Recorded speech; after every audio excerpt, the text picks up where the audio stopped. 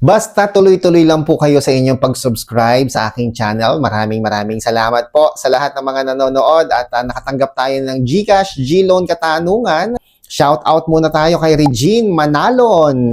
Sabi po niya dito, nag-comment siya, Sir, sa ate ko po, di niya binabuksan. O di niya mabuksan GCash niya. Kaya ang ginawa niya, gumawa siya ng bagong account at pinatransfer niya sa bago niya. Nagpa-help siya sa GCash na kung pwede i-transfer sa bago niyang account ang pera. Then, na-transfer naman sa bago, kaso wala siya, nandun lang makikita ang pera sa profile limit. Kung magkano ang naging transfer, kaso di niya naman maka-cash out kasi wala doon sa mismong available balance. Ano, hindi ko naintindihan. Para ang sinasabi ni Regine Manalon, nandun yung pera, pero hindi niya ma-cash out, no? Kaya nga sabi ko po sa inyo mga kaibigan, kung hindi na ninyo ma-access ang inyong GCash app, ang pinakamaganda po talaga at pinakamadali pong gawin, at sure na sure po ako dito, alam niyo po kung ano, magpunta kayo sa inyong telco provider at mag-request po kayo ng SIM replacement, no? Ang requirements lang dyan, affidavit of loss galing sa attorney. Madali lang po yun. Punta lang kayo sa notary office, tapos sabihin nyo lang po na kukuha kayo ng affidavit of loss, tatanungin kayo ano yung nawala, di ba? Tapos sabihin nyo, SIM card po ninyo. Ayun, kwento nyo na kung paano nawala. Magdala lang kayo ng valid ID na isa, tapos yun na. Magagawa na kayo ng affidavit of loss. Mabilis lang po iyon. Tapos, punta kayo sa mall, sa Smart o sa Globe, tapos doon po kayo mag-request ng panibago ninyong SIM card with the same old number. Mas madali po iyon, I'm telling you. At ngayon naman, syempre po, tuloy-tuloy lang po ang ating pagbabasa ng inyong mga messages. Maraming salamat po sa lahat ng mga nagsusubscribe sa ating channel. Thank you! Palakpakan natin yan. At ngayon, nakatanggap naman tayo ng mga katanungan mula sa inyong, ano ba ito? Intro. Ito. May nagtanong po kasi sa akin. Kaapelido ko nga ito eh. Kaapelido ko po siya at nagtatanong siya saan daw maganda umutang. 'Di ba? Sabi niya, insan, kaapelido ko kasi siya, saan ba maganda umutang? Sabi niya gano'n. Ako po kasi, hindi na ako nangungutang. Yes, tara! Hindi na nangungutang. Opo, dati kasi makmak talaga ako ng utang, pero ngayon po mga kaibigan, hindi na po ako nangungutang ng pera sa tao, o pera sa bangko, o kung kanino man. Tsaka wala na rin po magpapautang sa akin. Kumbaga, pasong-paso na po sila. Pero alam niyo po mga kaibigan, mabuti ang Diyos kasi hindi niya po tayo pinagkukulang, hindi niya tayo pinapabayaan. Pero I would like to share something sa inyo na meron pa rin akong ginagamit na credit line. Ayan. Yung credit line po na meron ako ngayon ay sa Maya Credit po yan. Dahil nung nag-open ako ng Maya account ko, tapos doon ako nagbabayad ng bills, pay, sa BIR, ganon. Alam niyo, nakakatuwa po kasi binigyan ako ni Maya ng credit line. Nag-start yon ng, matagal nga lang yung paglago mga kaibigan. Siguro dahil sa aking bad record in the past. Matagal nga lang yung paglago. Nag-start siya ng 7,000. Ngayon, 10,000. 7,000 last year. Pero this year, nasa 10,000 na siya. Mabagal po yung paglago, pero okay lang. Kasi, kumukha niya, hindi ko pa siya nagagamit. Nagamit ko man siya nung last month. Tapos, dahil may kailangan akong, panggas yata yun, pang-gasolina kay Sophie. Pero agad din naman po tayo nakakapagbayad up to date.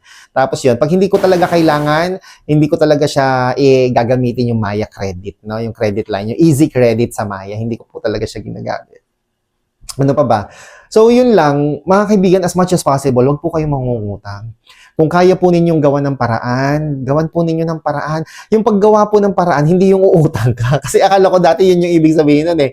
Yung kapag sinabi ng pinagkakautangan mo, gawa mo ng paraan. Yung gagawa mo ng paraan, utang ka sa iba. Hindi po pala ganun yan.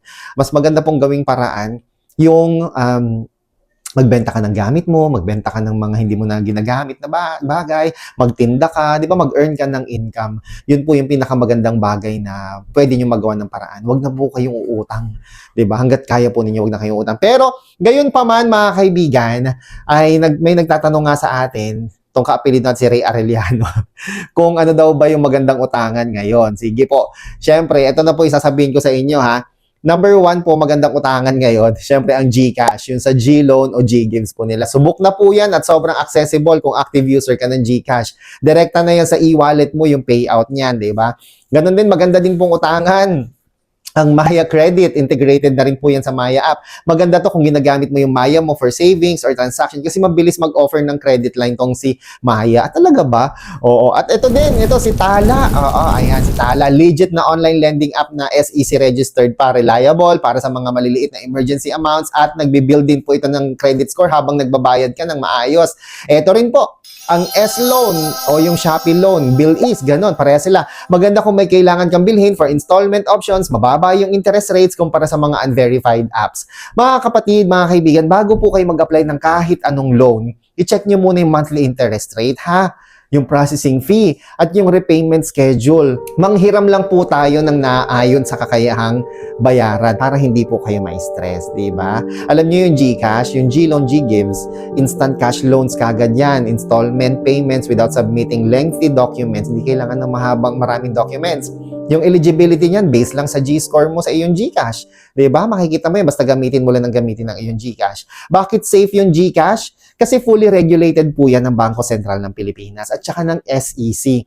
Yung interest rate po niya, transparent. Yung mga bayarin, deducted na upfront. Diba? Yung Maya Credit, best for flexible, short-term, revolving credit lines up to 30 days. Okay na din yung paano nag-work? Para siyang mini credit card kung saan ang mga users pwede mag-withdraw ng pondo sa kanilang Maya wallet or pay bills directly gamit ang Maya Credit. Backed up by Maya Bank din po yan. BSP licensed digital bank po yan. Yung Tala naman, best for small cash loans tulad ng mga nasa 1,000 pesos to 25,000 pesos for users na walang formal bank accounts, no, na may mataas na credit score. Valid ID lang ang kailangan doon, tsaka background check sa kanilang mobile app, okay na po yun. Yung iba po, one of the few dedicated lending apps directly licensed by the SEC, isa lang po yan sa mga kakaunti. Ano po? Kaya nag-ano din sila, nag-adhere din po sila sa fair collection practices. Yung S-Loan at saka Bill-Ease, best for e-commerce purchases, bills payment, personal cash loan, na merong structured monthly installment para magaan ang bayaran, di ba? Pero bago ang lahat, insan, isa lang ang napaka-importanting paalala. Bago ka mag-download at mag-apply sa kahit anong online lending app, mag-ingat po tayo sa mga illegal na mga predatory lending apps. Yung lalamunin ka talaga ng buhay.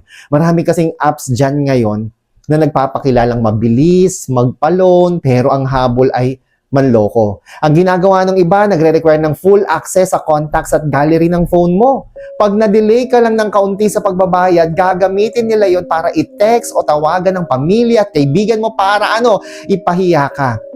Bukod pa sa napakataas na hidden charges at daily interest rate. Tandaan mo yung 3 golden rule, insan. Bago mag-install, i-verify kung lisensyado sila sa SEC o yung Securities and Exchange Commission. At saka, huwag magda-download ng apps galing sa mga random links sa text messages o Facebook ads. Doon lang po kayo sa Google Play Store or sa Apple App Store magda-download. Mga kaibigan, insan, mag-loan lang ayon sa tunay na pangangailangan at sa halagang kaya mong bayaran sa due date para iwas stress. Kayo po mga kaibigan, may nasubukan na po ba kayong online loan app na maganda?